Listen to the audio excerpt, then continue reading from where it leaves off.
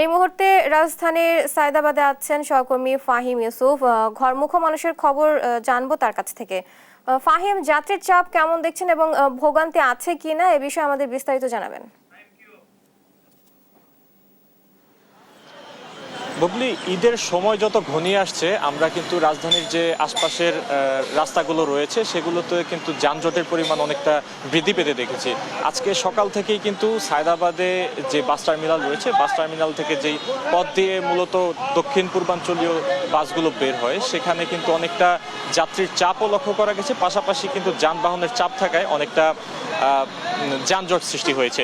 এই মুহূর্তে যদি আমি এখানকার যানজটের বর্তমান অবস্থাটি দেখাতে চাই, এখানে সকাল থেকেই অতিরিক্ত যানবাহনের ফলে কিন্তু যানজটের সৃষ্টি হয়েছে। তো মূলত যাত্রীদের অনেকের সাথে কথা বলে আমরা যেটি জানতে পেরেছি যে ঈদের যত সময় ঘনিয়ে আসছে যানজট বাড়ছে। এই যানজটের মূল কারণ হিসেবে তারা বলছেন যে যদি ঈদুল ফিতরের মতো ঈদের 5 দিন আগে, 4 থেকে 5 দিন আগে যদি সকল অফিস আদালত ছুটি দেওয়া হতো সেই ক্ষেত্রে কিন্তু এ ধরনের যানজট এড়ানো সম্ভব হতো। যেহেতু ঈদের মাত্র 2 দিন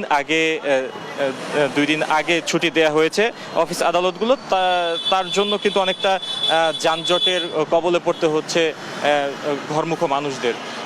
এছাড়া এখানে কিন্তু আমরা দু একটি অভিযোগ শুনেছি যে অনেক ক্ষেত্রেই কিন্তু তারা ভাড়া বেশি রাখার চেষ্টা করছে দু একটি ট্রান্সপোর্ট কোম্পানির বিরুদ্ধে। তাছাড়া সার্বিকভাবে এখানে যে পরিস্থিতি, এখানে যারা পূর্বে টিকিট কেটেছিলেন তাদের কিন্তু তেমন কোনো ভোগান্তি হয়নি, এবং যারা এখানে এসে টিকিট কাটছেন তাদের ক্ষেত্রেও কিন্তু তেমন কোনো ভোগান্তির কথা শুনতে পাচ্ছি না।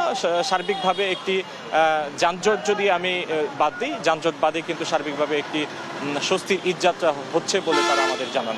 এই ছিল রাজধানীর সায়দাবাদ থেকে সর্বশেষ। বুবলি। ফাহিম, আপনাকে ধন্যবাদ।